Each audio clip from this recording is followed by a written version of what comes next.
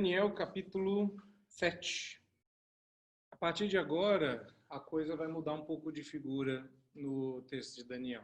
Nós encerramos toda a parte histórica do livro. E você vai notar que o livro de Daniel está dividido em duas partes, o que é muito típico e comum nos textos do apóstolo Paulo. Paulo é quem normalmente divide as suas epístolas em duas metades. Uma primeira, onde você tem a teoria da prática, e uma segunda, onde você tem a prática da teoria. Daniel vai dividir o seu livro em dois momentos. E é bom que você entenda isso, para você entender o que você vai ler aqui. Porque você já fez a conta? Daniel tem 12 capítulos. 6 são história. Então, tudo que a gente andou até aqui, a gente vai andar a segunda milha. E eu já falo com um pouco de desânimo, que eu vou ter que estudar bastante. Essa segunda parte é a parte profética. Tudo o que Daniel ouviu, viu e escreveu durante as histórias que você leu comigo até o capítulo 6, agora você vai ler e são profecias. Você já toma um primeiro susto quando você abre a Bíblia no capítulo 7 de Daniel e volta para o reinado de Belsazar. Não é que Belsazar retornou. Isso é daquela época. Vocês vão ver que Belsazar não reinou por 20 minutos. Foram alguns poucos anos, mas ele reinou por alguns anos. Essa é a visão que Daniel teve no primeiro ano de Belsazar. Daqui a pouco a gente vai ver uma profecia da época do terceiro ano de Belsazar. Então, pelo menos 3 anos, o infeliz do Belsazar reinou sobre a Babilônia. A questão aqui é por quê as coisas estão organizadas dessa forma. E existe aí uma proposta com a qual eu me alinho, parece ser bastante interessante, que Daniel está organizando as profecias tematicamente e não cronologicamente. Vá anotando isso aí. Daniel tem um objetivo. E é como se ele estivesse dizendo, e eu acho que isso é engraçado, por isso é importante dizer agora. É como se ele estivesse dizendo, vocês viram o que aconteceu, agora deixa eu explicar o que estava acontecendo quando as coisas que aconteceram. Porque o que Daniel está fazendo é explicando agora a verdadeira e mais profunda batalha que estava por detrás dos eventos e estará por detrás dos eventos até o retorno glorioso do Redentor. Daniel não está pretendendo aqui falar do fim do mundo. Daniel está pretendendo falar do fim do seu tempo. Na época dele, eles chamavam isso de escatologia, fim dos tempos. Acontece que os tempos de Daniel findaram mesmo, acabou. E agora nós estamos vivendo outros tempos que vão findar também. Como é que a gente vai saber disso? Quando Cristo voltar. Mas aquela era estava fadada ao fim. A era a que me refiro não era a era do profeta Daniel, mas a era do Antigo Testamento, que estava em seu fim já na época de Daniel. A segunda coisa que eu quero que você note nesse texto é o contexto em que ele vai aparecer. Mas isso já é parte do sermão e sem ler a gente não tem a mensagem. Então, confiados de que Deus vai nos instruir, nós vamos ler e abordar o texto. Por favor, acompanhe, porque hoje e semana que vem eu vou ler o capítulo 7 inteiro, mas eu não vou expor o capítulo 7 inteiro. Eu vou hoje expor a primeira parte da visão. Semana que vem eu vou expor a segunda parte da visão. Dito isso, vamos ao texto. No primeiro ano de Belsazar, rei da Babilônia, teve Daniel um sonho e visões ante seus olhos quando estava no seu leito. Escreveu logo o sonho e relatou a suma de todas as coisas. Falou Daniel e disse, eu estava olhando durante a minha visão da noite e eis que os 4 ventos do céu agitavam o mar grande. 4 animais grandes, diferentes uns dos outros, subiam do mar. O primeiro era como o leão e tinha asas de águia. Enquanto eu olhava, foram-lhe arrancadas as asas, foi levantado da terra e posto em 2 pés, como homem, e lhe foi dada mente de homem. Continuei olhando, e eis aqui o segundo animal, semelhante a um urso, o qual se levantou sobre um de seus lados. Na boca, entre os dentes, trazia 3 costelas, e lhe diziam: levanta-te, devora mais carne.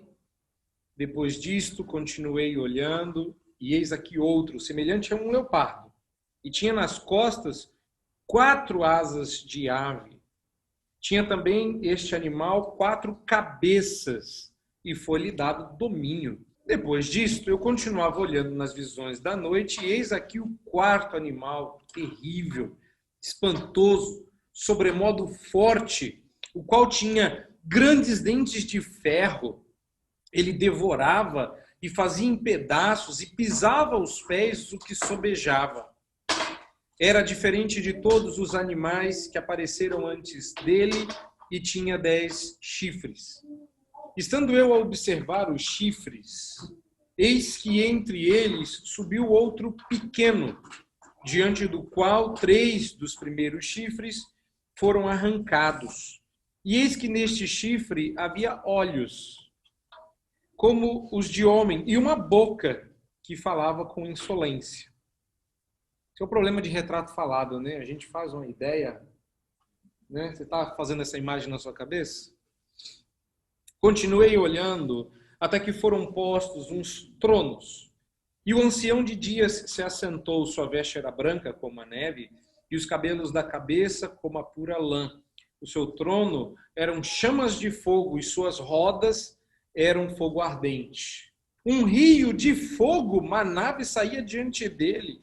Milhares de milhares o serviam, e miríades de miríades estavam diante dele. Assentou-se o tribunal e se abriram os livros. Então estive olhando, por causa da voz, das insolentes palavras que o chifre proferia, estive olhando e vi que o animal foi morto e o seu corpo desfeito e entregue para ser queimado.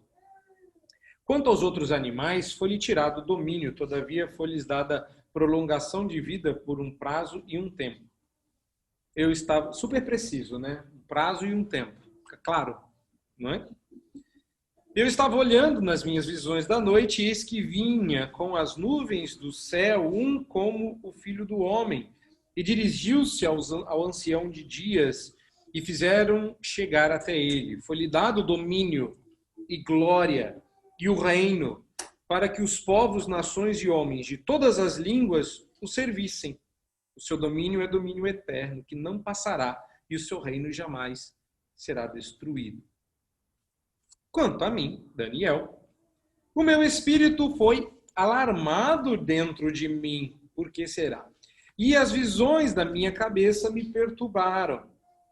Cheguei-me a um dos que estavam perto e pedi a verdade acerca de tudo isto. Assim me disse e me fez saber a interpretação das coisas, 2 pontos. Então, olha a explicação. Graças a Deus, esse é um texto que tem explicação. Olha lá. Não é? Por que as pessoas têm tantas dúvidas a respeito desse texto, não é? Então, vamos dar uma olhada na explicação. E eis aqui a explicação. Verso 17. Estes grandes animais, que são 4 reis que se levantarão da terra. Mas os santos do Altíssimo receberão o reino e o possuirão para todo sempre, de eternidade em eternidade.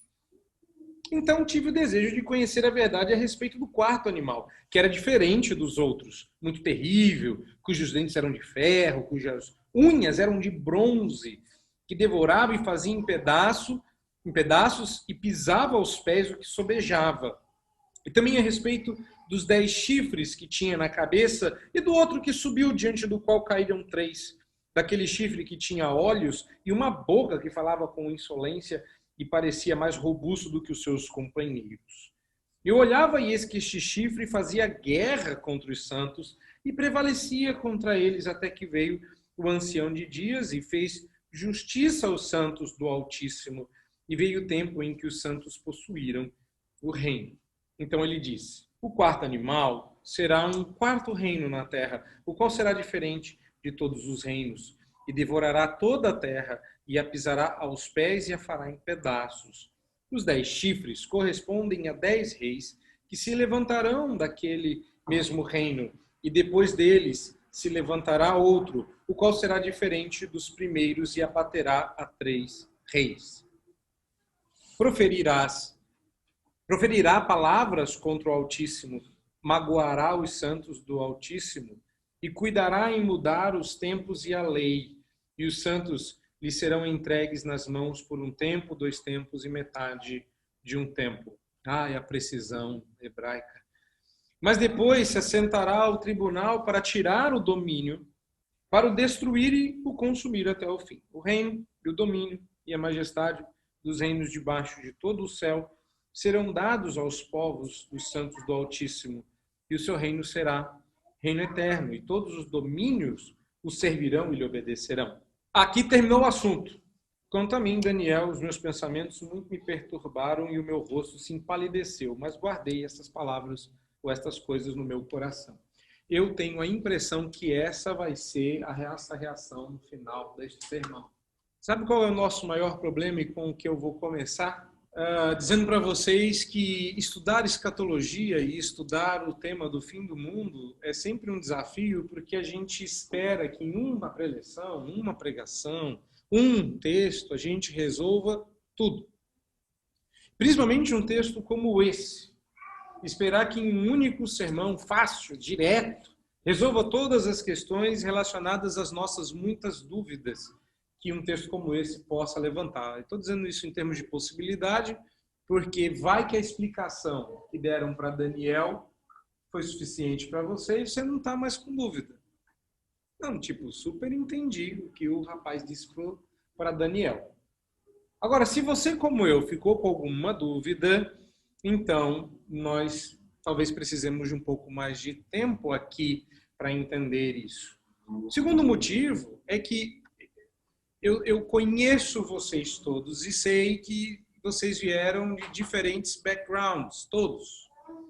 E algumas perspectivas escatológicas que vocês carregam com vocês, talvez exceto um grupinho que já me ouviu antes, mas eu espero que tenham mantido a fé. Talvez, exceto eles, os demais tenham uma perspectiva escatológica diferente da que está no texto bíblico. Isso não tem nada a ver comigo. Se você sair dizendo, é a escatologia do pastor, você não entendeu o que nós estamos fazendo aqui. A partir de agora, não é a minha versão. Eu quero que você mantenha a sua Bíblia aberta e confira na sua Bíblia o que eu coloquei. Agora você pode abrir os slides que eu te mandei, porque o que eu coloquei lá é para te ajudar a entender o texto. E você tem que acompanhar no texto a exposição. Ali é só para você ter um lembrete, um marcador. Eu mesclei tudo, porque eu estou reorganizando o texto e eu preciso que você confira se a minha reorganização faz algum sentido. O que está claro nesse texto? Só uma coisinha que está clara aqui. É que a visão está dividida em 2 partes. No primeiro momento, Daniel enxerga 4 monstros. E a gente descobre, lendo Daniel, que os japoneses estavam certos. Precisamos de robôs gigantes. Porque monstros saem da água do mar. E eu já vi isso antes. Talvez o seriado mais cristão que existe, o Jaspion. Porque os monstros saem da água, debaixo da terra. E a gente, como eu disse para as crianças, ainda acredita em monstros. Então essa primeira coisa, entender quem são os 4 monstros. Porque a segunda parte da visão é a visão do tribunal, é a visão do trono, em que essa situação vai ser resolvida. Normalmente a gente quer misturar tudo e, pior, a gente quer entender literatura apocalíptica sem sequer ter versado sobre isso. Num primeiro momento, meus irmãos, isso aqui, a partir de agora, vai ter carinha de aula, mas eu quero garantir para vocês que não é. Porque um sermão, ele tem, ou a depender do tipo do texto e do sermão, ele pode ter diferentes objetivos. Ele pode querer animar, exortar, corrigir, deprimir, alegrar, defender uma ideia, um sermão apologético. mas existe um tipo de sermão, que é o que eu vou fazer hoje, que tem o intuito de instruir. Hoje você veio aprender. E o que você vai aprender aqui? Esse é o primeiro slide que você está vendo aí. Você vai aprender a viver em meio a feras. Porque você precisa entender a visão das 4 bestas. A literatura apocalíptica tem um objetivo. Vamos corrigir o primeiro objetivo equivocado, que é descobrir o futuro. Deus dá literatura apocalíptica para dizer para a gente o que vai acontecer no fim dos tempos. Não, literatura apocalíptica não é dada para satisfazer sua curiosidade a respeito do fim do mundo. Qual é a função da literatura apocalíptica? Te dá esperança futura para viver a vida no presente. É isso que é apocalíptica. Para não ficar repetindo literatura apocalíptica, talvez eu fale só apocalíptica, tá? O objetivo curioso do livro de Daniel é revelar o fim, a fim de que o presente faça sentido. Se a gente souber para onde está indo, a gente sabe responder se já chegou. Criança não sabe para onde a gente está indo. Então, quando ela entra no carro e ela não sabe para onde está indo, ela começa. Anotando aí que isso vai acontecer, viu? Aí ela vai começar, ou ele vai começar dizendo, já chegou? Aí você fala, não, já chegou. Não, faz 5 minutos que eu disse que a gente não tinha chegado. E eu dizia muito para as minhas crianças, vamos fazer o seguinte, quando o carro parar, a gente chegou. Até que o carro parar, não tem como ter chegado. E se a gente chegou e o carro continua andando, a gente passou. Dava 5 minutos, adivinha o que elas perguntavam? Já chegou? E a gente não é diferente. Aí Deus faz o quê? Deus diz assim, ó, deixa eu explicar para você quando que vai chegar. Ok? Só que a ideia não é dar uma data, é explicar como nós vamos chegar. É explicar que na chegada coisas acontecem para dar sentido ao presente. Não é marcar a data, meus irmãos. Vocês acham mesmo que vai ser assim tão fácil, que eu vou explicar quais eram os 4 reis e dizer para vocês a data certinha? Mas primeiro, eu quero que vocês entendam que o objetivo não está aqui para matar a sua curiosidade. Não esqueça também que a apocalíptica é sempre uma literatura fortemente simbólica. Mas de onde você tirou isso? Se não for literal, a Bíblia não faz sentido. Claro, porque antes de Jesus voltar, nós vamos enfrentar o Satangos sem a armadura. Porque se antes de Jesus voltar um monstro desse tipo precisa aparecer e são 4, nós vamos virar o Pacific Rim. Não faz o menor sentido. Não faz o menor sentido. Não é literal. Essa é uma metáfora, se é uma comparação, se é uma analogia, tal como o próprio Senhor Jesus disse que um dia isso iria acabar, então a gente não pode interpretar o que está aqui literalmente. Então essa é a segunda coisa. É simbólico. Mas a gente gosta de leitura unívoca, não é? Ou tudo é simbólico ou nada é simbólico. E o que a gente está fazendo aqui é mostrar para vocês que dentro de um mesmo livro, que é o livro de Daniel, você tem 2 tipos de literatura. A literatura de narrativa e a literatura de apocalipse. Sim, você ouviu o que eu falei.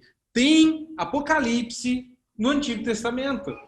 Tem Apocalipse no livro de Daniel. E a partir de agora, eu sempre tive medo de ler o Apocalipse. Mas leu Daniel, né? Daniel, a partir do capítulo 7 até o fim, vai ser Apocalipse.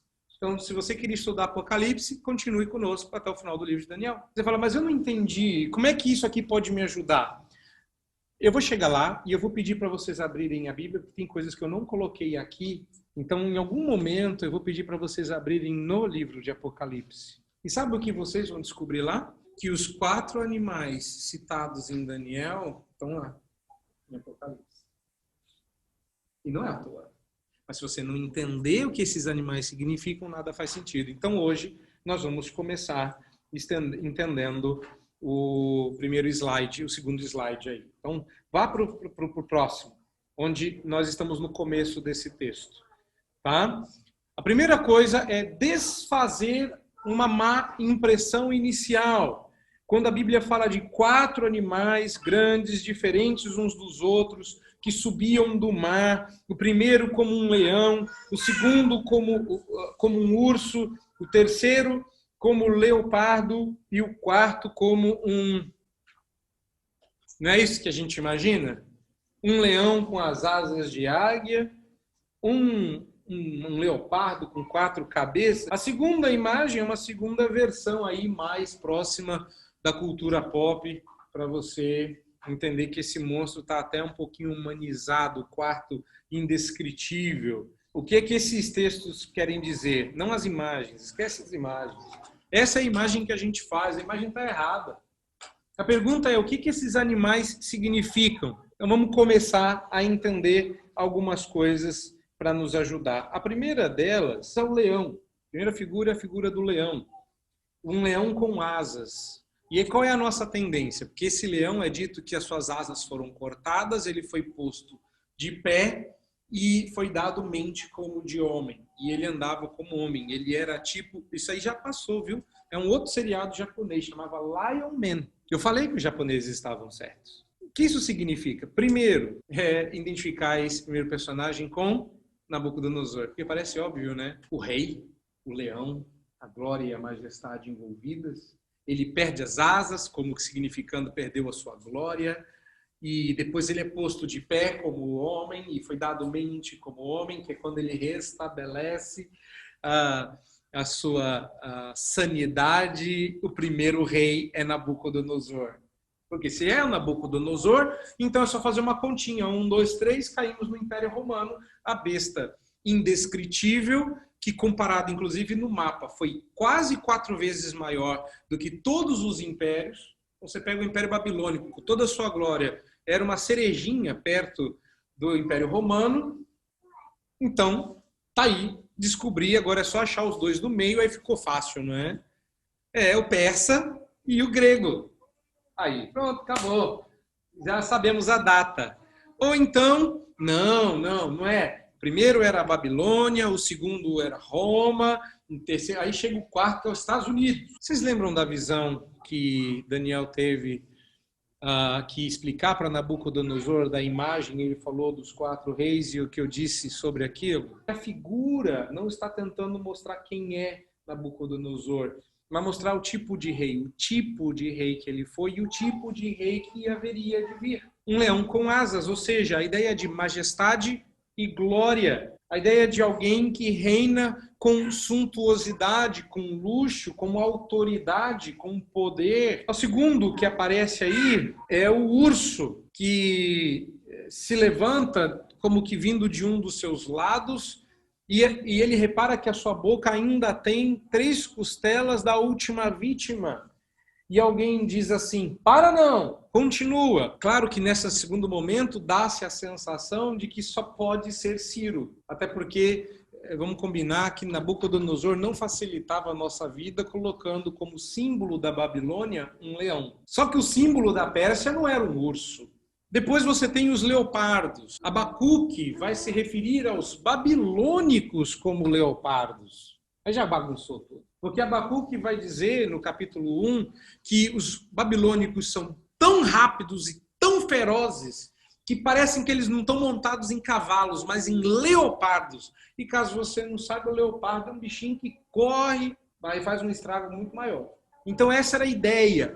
Então, afinal de contas, é o leão babilônica ou é o leopardo? No começo eu vou confundir um pouco a cabeça de vocês, para mostrar que não é assim que a Bíblia trabalha. Não faz sentido se a gente começar a fazer esse tipo de alocação. O que essas visões juntas significam? Num primeiro momento, eles falam de animais que têm atributos de fúria e velocidade. E é isso que ele quer salientar, que essa é a qualidade dos governantes deste mundo, que eles são velozes e furiosos. E que é isso que a gente tem. Bestas como que feras governando este mundo, e isso parece caótico. A primeira coisa que você tem que manter em mente, a maioria das interpretações desses textos parte do pressuposto que esses animais descrevem o mundo como era no tempo de Daniel, ou como o mundo era até os romanos, porque na nossa presente era os governantes não têm mais qualidades bestiais. Eles perderam a voracidade, até que veio a pandemia e nós descobrimos que um governante, que país for, tem a capacidade monstruosa de, num tempo em que as pessoas precisam de equipamentos para respirar, eles são capazes de matar, roubar e destruir. A pandemia foi boa. Ela mostrou para nós que ainda hoje existem leões, ursos, leopardos e Godzillas apocalípticos governando o mundo. Então não parta desse pressuposto, porque isso não tem nada a ver com o que esse texto está falando. O foco aqui é a constante continuidade de sofrimentos e perseguições até o retorno do rei, até a vinda do rei, no caso de Daniel. Então, identificar os animais, a gente encerra essa identificação, vou começar a desvendar aqui. Identificar esses 4 animais como 4 impérios do passado é exatamente a mensagem oposta à da literatura apocalíptica. O caminho é outro. Esses animais representam reis, autoridades que controlam o mundo em que vivemos. E a visão declara que o nosso mundo é governado. Essa é a primeira lição. O nosso mundo é governado por uma sucessão de monstros terríveis que irão de mal a pior. É isso que o texto está dizendo. A gente começa com alguma coisa parecida com um leão, aumenta-se a ferocidade, diminui-se a glória, até que a coisa fica feia. Essa é a ideia, fica feio. O monstro é desfigurado, ele não tem a glória, a beleza, as proporções majestosas de um leão. Ele é um monstro desfigurado, chifrudo, horroroso, inexplicável, porque os monstros temíveis que governam o nosso mundo irão de mal a pior. Essa é a primeira lição que esse texto vai nos ensinar. Aí você dá uma olhada na próxima imagem que você vê, porque em um determinado momento a visão piora e o slide seguinte diz que no chifre nasceram olhos e boca e ele era blasfemo, insolente. Aí eu coloquei uma imagenzinha aí que é para você não dormir mais. E essa é a ideia mesmo. Eu acho que a gente está muito confortável e a gente consegue dormir em paz e logo pegar no sono. E nem é por causa do Salmo 4. É porque a gente acha que esse mundo não encerra perigos capazes de nos tirar o sono.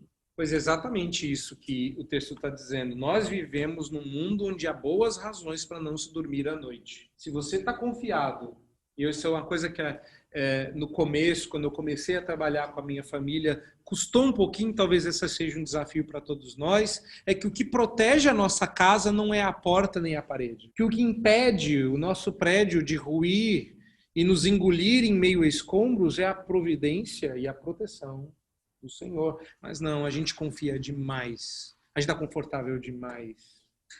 A gente se esquece que a gente não tem razão nenhuma para dormir à noite se não for Deus que nos protege. Que em vão guarda a sentinela se o Senhor não guardar a porta de entrada da cidade. E tudo isso a gente meio que já sabia, porque a história de Daniel já tinha mostrado aqui. Então vamos desvendar o caso. O próximo slide que você vê, ele retorna ao começo do texto. Então abra aí no slide que está sublinhado ou destacado no primeiro ano de Belsazar, quando estava no seu leito. Daniel relata a suma das coisas. São 3 elementos que você não pode esquecer quando você está lendo um texto que não começou a bagunça. Primeiro, contexto histórico. No primeiro ano de Belsazar. Lembre-se rapidamente, Belsazar é um rei mau que tinha excluído Daniel, seu contingente governamental. Daniel estava esquecido, excluído, colocado lá no armário. Tanto é que, sabe-se lá quanto tempo depois, alguém vai lembrar que Daniel existe. Daniel está esquecido e um rei mau governa. Daniel precisa de consolo. Daniel perdeu a capacidade de ajudar o seu povo a sobreviver na Babilônia. Belsazar é um rei mau, inútil, fraco, mas está lá. Essa é a primeira coisa que você tem que lembrar. Contexto. Apocalíptica vem em contextos onde nós precisamos de esperança. Apocalíptica vem em contextos onde nós precisamos ser consolados, em que há perseguição. Belsazar não era Nabucodonosor. Nabucodonosor dava algum tipo de moral para Daniel. Belsazar, nada.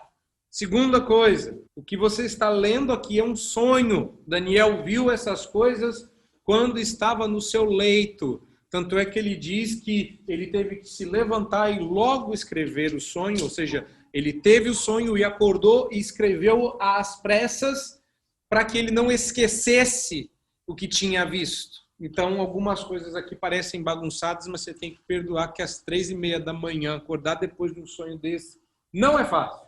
Terceira coisa é que o que você tem aqui não é tudo que Daniel viu, é o resumo. Ou seja, Daniel podia até dizer para nós qual é o rei, mas ele não escreveu de modo que você pudesse identificar o rei. Ele escreveu só o que você precisava saber. E o texto é muito claro. Ele relatou a suma de todas as coisas. No minuto seguinte, então a coisa começa a ficar um pouco mais clara. A primeira delas é que o que Daniel diz aqui no início do capítulo, que os 4 ventos do céu agitaram o mar grande, é um grande consolo. Você não está consolado por isso? Que bom saber que as agitações do mar grande não são aleatórias, mas provocadas pelos 4 ventos do céu. Ufa, não entendeu?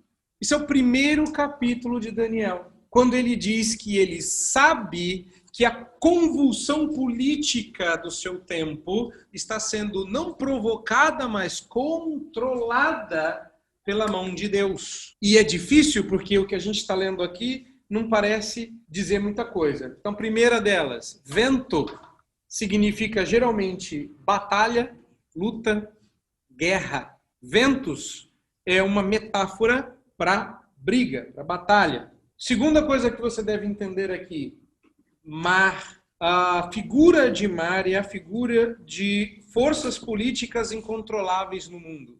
2 coisas você precisa saber sobre mar quando você for ler Apocalipse. A primeira delas, que não tem nada a ver com essas 2, mas vamos colocar uma antes aqui, vai, 3.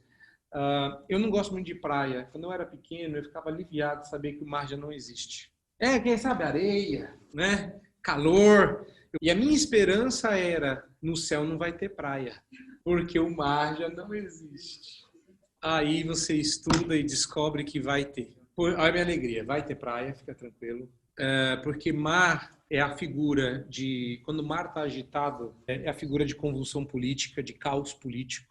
E mar geralmente se refere a tudo que não é Israel. Israel é terra, Israel é monte. Mar é ímpio, mar são os outros. Israel é uma ilha cercada de ímpios por todos os lados. Israel é um monte onde Deus habita, com uma enseada que faz fronteira com o mar, mas o mar é tudo que não é Israel.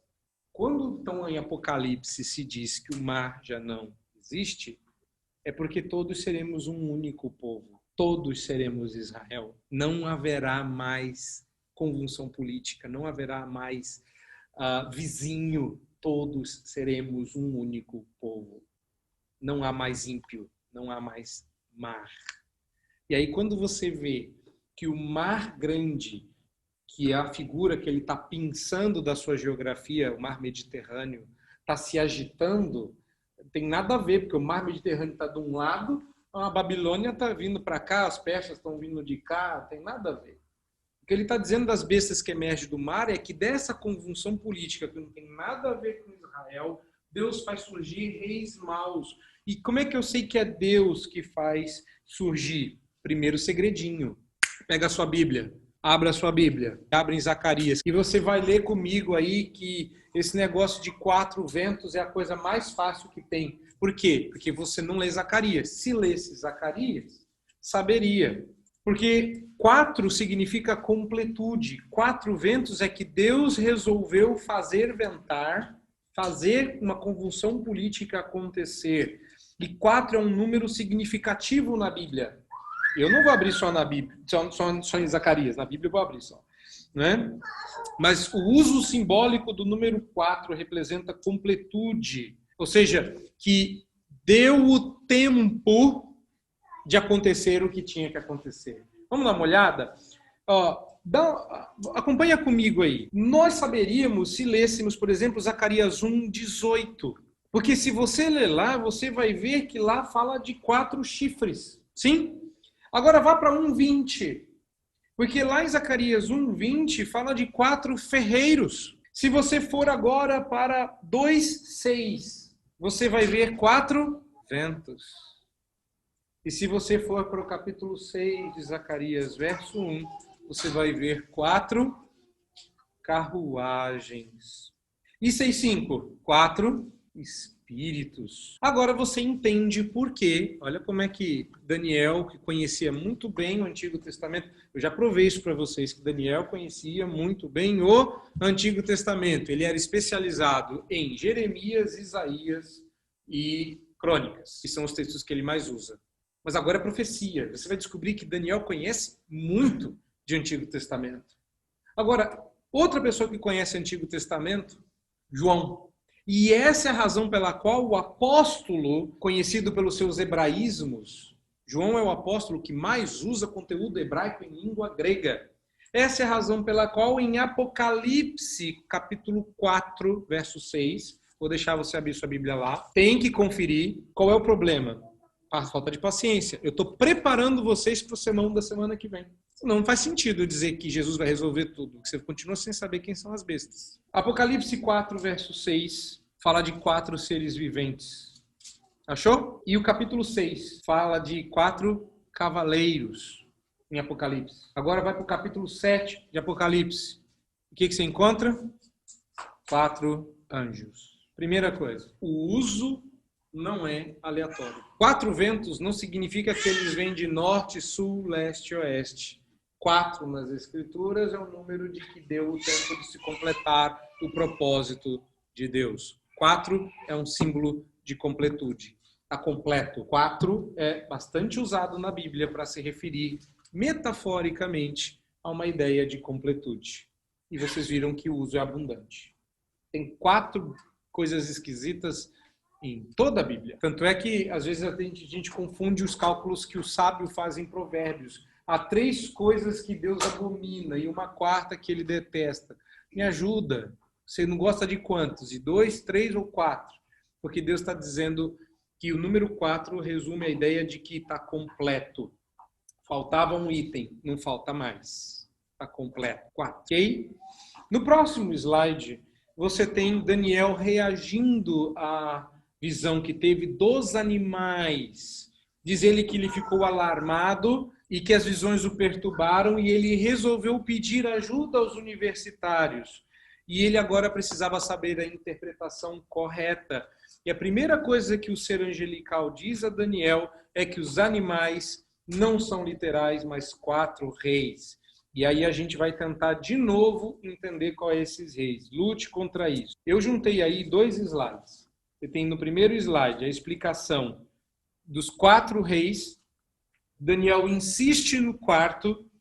E o anjo que vai explicar a Daniel o 4º rei não diz quem é o rei. Pensa, um anjo inútil. Por quê? Porque o anjo não está preocupado em dizer quem é o rei. Está preocupado em dizer que esse tipo de rei vem. Está preocupado em dizer que há momentos em que a gente goza de maior prestígio, mas há momentos em que a gente vai gozar de maior perseguição. Sim, Daniel estava representando os dramas e a luta do povo de Deus versus os dominadores tenebrosos deste mundo. E depois de entender isso, está ficando clara a verdadeira batalha. Quando Daniel insiste, eu posso aqui meio que entender qual é o rei. Explica o 4º rei e você observa que o anjo não está, como nós estamos, obcecado pela identidade desses animais. Ele aponta Daniel para o que realmente é importante na visão, que não são os reis. Você pode ver que quando ele fala, tá destacado aí no seu slide. Conta para mim quem é esse rei, explica para mim que eu não entendi. E ele gasta tempo explicando porque o bicho tem chifre, porque ele tem não sei o quê, tem não sei o quê, não sei o quê. E o anjo fala, sim, é verdade, ele tem realmente 10 chifres que correspondem a 10 reis que se levantarão daquele mesmo reino, e depois um outro que vai abater 3. Mas o que é importante, Daniel, você entender é, 1, eles vão perseguir os filhos do Altíssimo. 2, o Altíssimo dará cabo deles.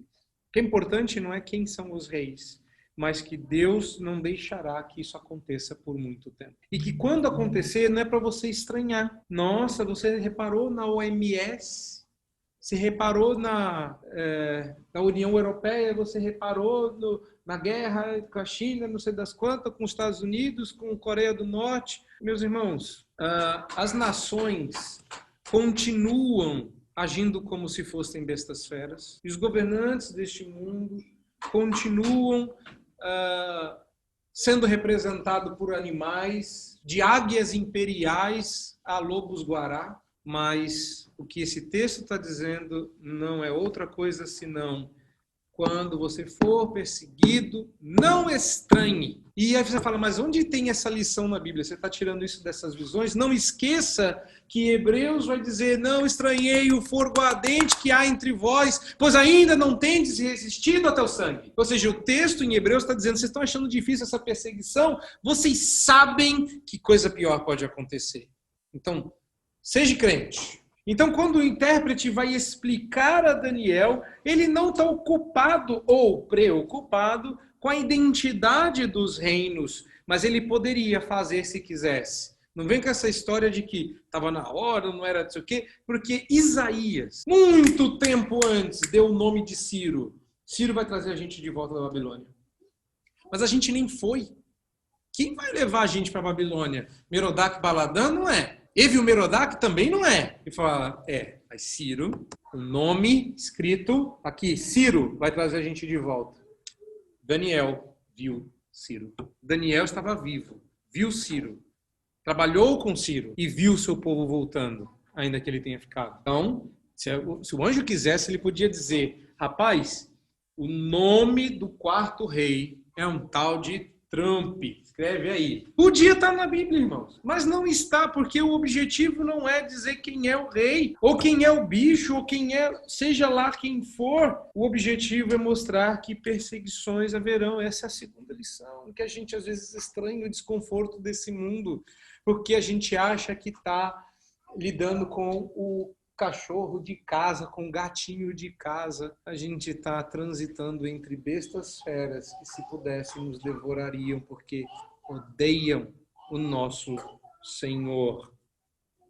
Então, o jeito correto de interpretar esse texto não é buscar a identidade secreta dos monstros e procurar fazer isso, no meu entender, milita na direção contrária, e de outros estudiosos também. E o que Daniel viu caracteriza todos os reinos, impérios e governos que passaram pela história humana. Você tem de tudo, e eu acredito que nesse ponto a multiplicidade de interpretações não está errada. Você já reparou como o nazismo tinha um animal como seu representante também? E como eles foram ferozes perseguidores dos cristãos? Que o diga Bonhoeffer. Então, não se trata disso, mas a descrição de Daniel é tão ampla e ao mesmo tempo tão específica que todo governo que persegue cristãos consegue se encaixar em uma descrição. Não devíamos estranhar. Mas a segunda coisa que esse texto nos diz é que os animais da ordem do presente mundo podem mudar de forma, mas não mudam de postura. Continuam violentos, gananciosos, perigosos. As feras daquele tempo e do nosso não deveriam nos surpreender à medida que cada uma delas é uma cabeça do mesmo dragão. Agora chega a hora de você abrir a sua Bíblia em Apocalipse de novo. Você vai abrir a Bíblia em Apocalipse 13. E o que é que você vai descobrir lá em Apocalipse 13? Eu vou dar tempo de vocês abrirem. Pode abrir lá em Apocalipse 13. E o que é que você descobre? Só leia aí os 2 primeiros versos, serão suficientes. Não precisa ler em voz audível. Acha aí na sua Bíblia e leia. E o que é que você vai descobrir? Que todos os elementos presentes na visão de Daniel, muito provavelmente, o livro sobre o qual João está baseado, estão presentes aí. Não só o chifre, mas a mesma quantidade. Porque o número 10 significa plenitude de poder, exercício de poder pleno. Não só isso, mas não é muita coincidência a besta que João viu ter uma amálgama das bestas de Daniel, como se ele fosse a reunião delas, que parece mesmo, estou falando que os japoneses estavam certos, que depois que você explode o monstro, vem alguém, junta os pedaços, tudo, e faz um outro pior. Mas não é isso que o texto está dizendo, porque esses animais são metafóricos, implicam velocidade, fúria, governo, destruição. Não é coincidência, meus irmãos. É uso de literatura apocalíptica. Agora, o que é que esse texto caminha para nos dizer em termos de última lição? Que qualquer que seja a sua localização no tempo ou no espaço, o que essa besta ou essas bestas demonstram é que sempre haverá um poder monstruoso empenhado contra o ungido. E como você é ungido, né? É contra nós que eles vão direcionar a sua fúria.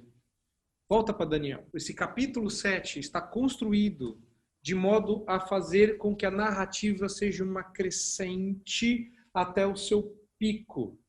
E o foco principal não é a vinda das bestas, sua identidade ou o que quer que seja, mas a vinda do dia do julgamento divino. Esse é o foco e o ápice do texto. O julgamento divino. Quando esses monstros receberão finalmente justiça e a vitória de Deus será patente. Porque a ideia é o seguinte, agora explicando isso de maneira bem clara, sem metáforas. Meus irmãos, quando Daniel vê 4 bestas indicando completude, ele está dizendo que os reis da terra sempre nos parecerão monstruosos e terríveis, mas que a gente não devia se preocupar com isso, porque quando o rei vier, o domínio deles lhe será tirado e essas bestas ou morrem ou sobrevivem para ver a sua vitória, mas o Senhor governará e o seu reino será eterno. É claro que eu não vou falar sobre o julgamento, porque o julgamento é a explicação total desse texto, porque sem ele esse texto não faz sentido. Mas quando você entende as 4 bestas, de repente perde até a graça você tentar descobrir quem elas são. Então minha recomendação para você é: não seja besta e não tenta descobrir quem eles são. Como diz lá no interior, seja esperto. E a nossa sabedoria estará em saber o que essas figuras significam. Vamos entender algumas coisas aqui. Daniel não está falando do fim do mundo, ele está falando da preparação para a vinda do Messias. Todas essas coisas que Daniel viu culminariam na encarnação de Cristo. E isso eu vou provar semana que vem. Então esses reis não estão aqui para você olhar e falar assim: já sei, essa é a besta que emerge da terra, essa é a besta que emerge do mar, essa é o... Não! Isso é besteira. O texto está aqui para dizer que governante do mundo persegue. Eles parecem temíveis. Eles são destruidores. A gente treme na base só de vê-los. E Daniel diz: isso daí tudo vai passar. Porque quem está no comando disso, quem levanta essas bestas do mar é o vento que sopra do céu. E ele está no controle de todas as coisas. E um dia virá um como o filho do homem. E essas bestas perderão todo o seu poder, todo o seu terror. Os dentes de ferro serão tirados e eles parecerão desdentados. A metáfora é só para você entender a situação. Outra coisa, você acabou de ler um texto, tá difícil, meio complicado, eu entendo. Me perdoem por isso. Mas vocês acabaram de ver um texto onde Daniel já sabia o que ia acontecer. No 3º ano do rei Belsazar, ele vai ter outra visão. Quando ele é chamado na véspera, a destruição da Babilônia, Daniel podia ter dito: é a 3ª besta que está vindo aí, ou a 4ª besta. Ele podia ter dito isso. Ele não falou nada, porque Daniel não estava tentando fazer o que a gente quer fazer, dizer quando Jesus vai voltar. Daniel está sendo assegurado que até que Cristo venha, nós passaríamos por aflição.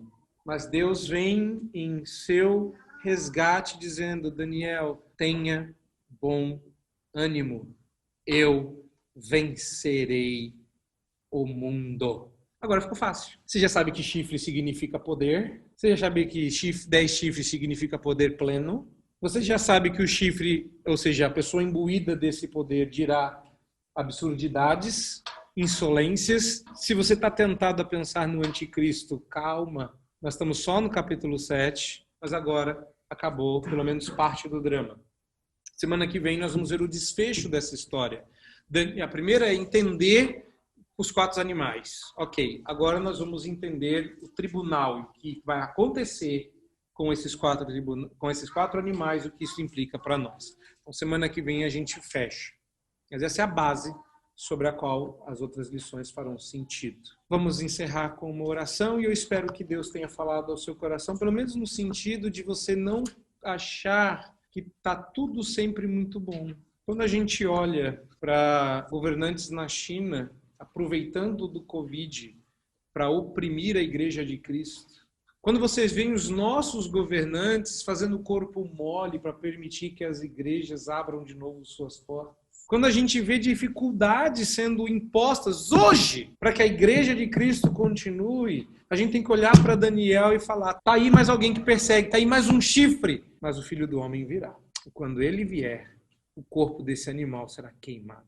A gente tem que alimentar a esperança. O que a gente está vendo aqui serve para a gente viver agora, ainda que nossos olhos estejam voltados para o futuro.